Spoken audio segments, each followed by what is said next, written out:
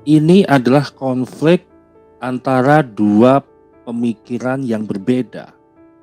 Pemikiran yang berbasis simbol dan afeksi, serta pemikiran yang berbasis ilmu, sanad, dan verifikasi. Nah, yang menariknya lagi teman-teman, keduanya ini sama-sama NU.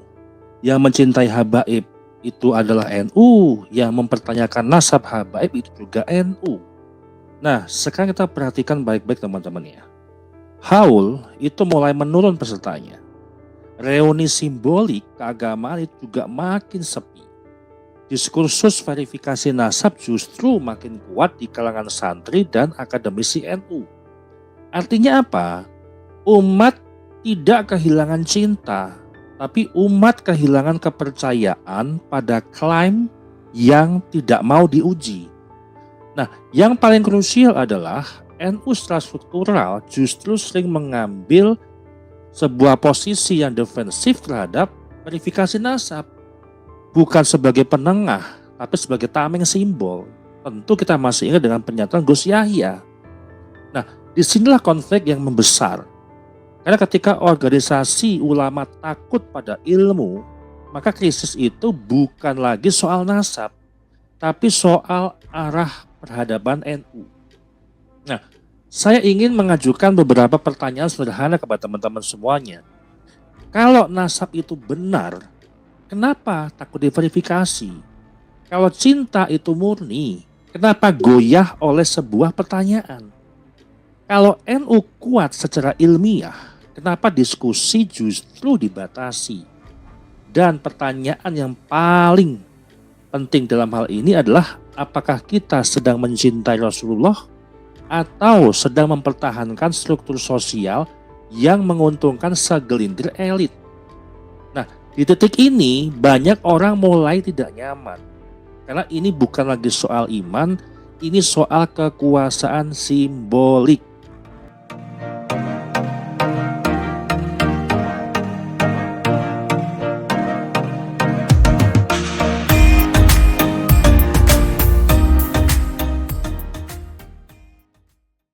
Ada satu hal yang jarang kita sadari bersama.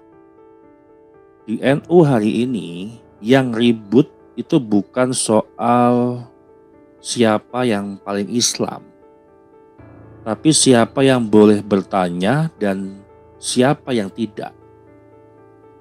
Yang mencintai habaib itu mengaku menjaga adab. Yang memverifikasi nasab mengaku menjaga ilmu. Tapi anehnya, dua-duanya itu sama-sama NU. Nah, pertanyaannya itu bukan lagi soal siapa yang benar dan siapa yang salah.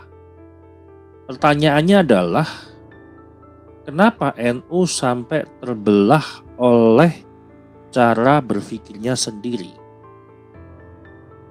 Nah, sebelum masuk ke dalam pembahasan lebih dalam, saya ingin memulai dari sebuah peta konflik besar ini gitu ya, yang selama 3 tahun ini.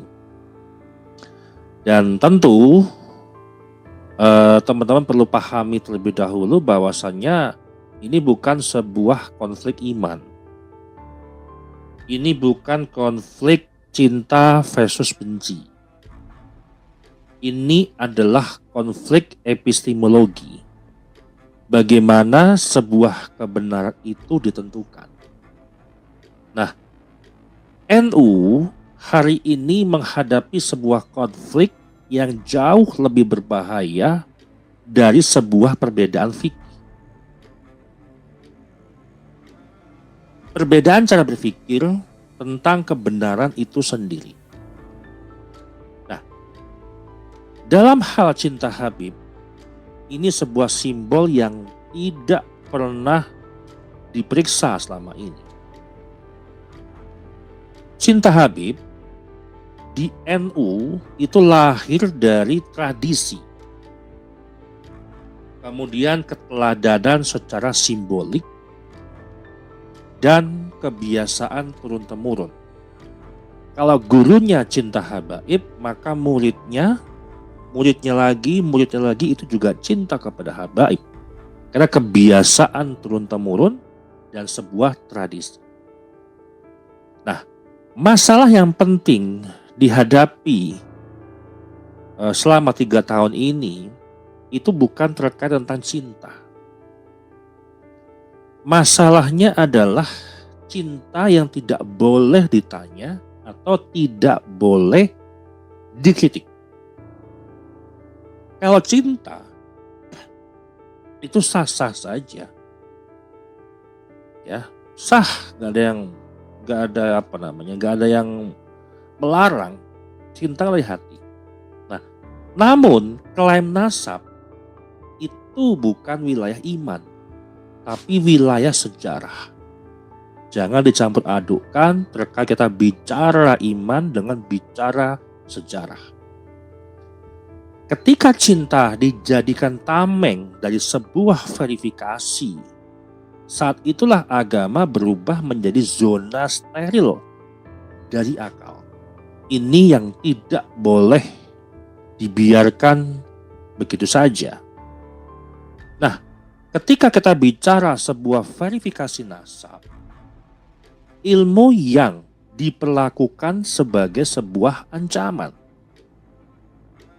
Nah, ini kita akan sedikit masuk kepada kritik akademik, supaya teman-teman tuh paham bagaimana sih akademik melihat dan bagaimana akademik cara mengkritik dalam hal verifikasi nasab. Nah, nasab itu adalah sebuah klaim historis. Klaim yang ada sejak abad 4 sampai abad 9 yang mereka sudah susun, ternyata tidak tersambung dan baru ada dokumen barunya abad ke-9 Hijri. Berarti sebuah klaim secara historis. Sedangkan klaim historis itu wajib diverifikasi. Dalam Islam klasik, sanad diperiksa, bukan disakralkan. Nah, masalahnya ini kan bukan sebuah penelitian yang dilakukan oleh Kiai Imad, yang memang Kiai Imad itu adalah NU juga. Masalahnya adalah sebuah klaim genealogis yang sudah terlanjur berubah menjadi legitimasi sosial dan politik yang sudah lama menghegemoni di Indonesia. Baik dengan gelar, kemudian posisi yang diistimewakan, kemudian kasta yang prestis, otoritas moral, akses struktural gitu ya, dan seterusnya. Nah, ini bukan soal nasab, ini sudah berubah menjadi sebuah modal kekuasaan kultural. Jadi mereka punya modal dengan gelar, ya, dengan otoritas moral, kemudian dengan posisi mereka ini yang mengaku sebagai zuriyah Nabi. Artinya itu modal untuk kekuasaan secara kultural.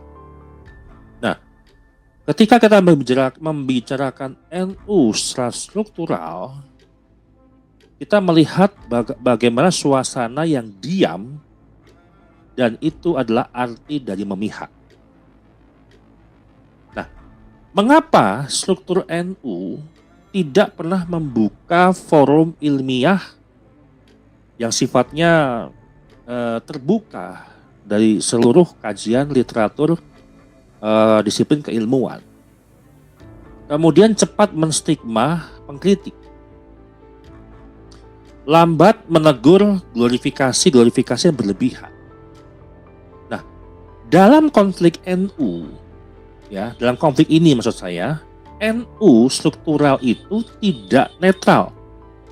Dan itu jelas dengan sikap, pernyataan, kemudian arahnya kemana, statement-statement daripada PBNU ataupun secara struktural terkait tentang polemik nasab. Karena diam di dalam sebuah konflik epistemik adalah bentuk keberpihakan. Itu jelas. Dan itu fakta. Bukan lagi sebuah opini. struktur NU lebih sibuk menjaga stabilitas simbol daripada menjaga sebuah kejujuran intelektual umat. Ini yang terjadi selama 3 tahun ini, yang akhirnya sekarang Gus Yahya itu menuai atas apa yang dia tanam. Memecat Kiai Imad, kemudian memecat Kiai Haji Basuki Mustamar. Sekarang justru itu berbalik menyerang beliau. Ini adalah sebuah fakta di mana fenomena semesta ini ikut di dalam memberikan sebuah keadilan dan kebenaran. Kemudian kolusi, yang saya sebut kolusi yang tak tertulis, yaitu simbol dan struktur. Simbol nasab itu adalah memberikan sebuah legitimasi secara kultural. Struktur NU memberikan legitimasi organisatoris. Nah, maksudnya ketika simbol dilindungi oleh sebuah struktur dan struktur itu justru berlindung di balik simbol itu, maka lahirlah hegemoni yang tidak pernah mau dipilih oleh umat, dan itu sudah berjalan bertahun-tahun, bahkan puluhan tahun, bahkan mau hampir ratusan tahun. Nah, ini bukan sebuah konspirasi gelap. Ini adalah pola sosial yang terbuka, berjalan melewati sebuah kebiasaan yang berulang-ulang, ya, dan sebuah ketakutan konflik. Nah, saat ini saya seringkali mempertegas dalam kalimat saya, dan selalu saya ulang-ulang, bahwa sekarang ini sudah tidak ada kultus alamiah. Yang ada adalah hasil doktrinasi dan sebuah kebiasaan yang diulang-ulang. Nah, bagaimana kita melihat analisisnya?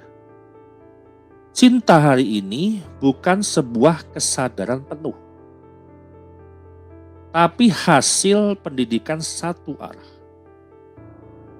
Tabu bertanya, kemudian tekanan sosial. Maka verifikasi itu bukan penghancur iman, tapi pembersih dari sebuah kesadaran yang yang ada di dalam pikiran umat. Kita kan maunya kesadaran secara alami, bukan sadar karena sebuah paksaan. Nah, bagaimana jalan keluarnya? NU dewasa atau NU yang rapuh? Dalam sebuah sintesis dalam diskursus publik ini, yang pertama adalah adab tidak boleh lagi untuk membungkam ilmu. Ilmu tidak boleh juga menghina tradisi. Dan struktur di tengah-tengah itu harus netral terhadap klaim. NU tidak harus memilih antara cinta atau ilmu, tapi NU harus belajar mendewasakan keduanya. Dan inti dari episode kali ini yang sedang dipertaruhkan hari ini bukan tentang nasab ba'alawinya, bukan pula kehormatan habaib. Yang sedang dipertaruhkan ini adalah apakah NU masih berani jujur pada akalnya sendiri. Kalau berani jujur, ya, membela sebuah kecintaan kepada habaib yang tidak pernah mau diuji secara verifikasi, tidak mau diuji secara keilmuan, ya untuk apa dipertahankan cinta itu? Kalau NU gagal, konflik ini akan membusuk. Tapi kalau NU berhasil, ini akan menjadi titik balik sejarah. Demikian dari saya. Terima kasih.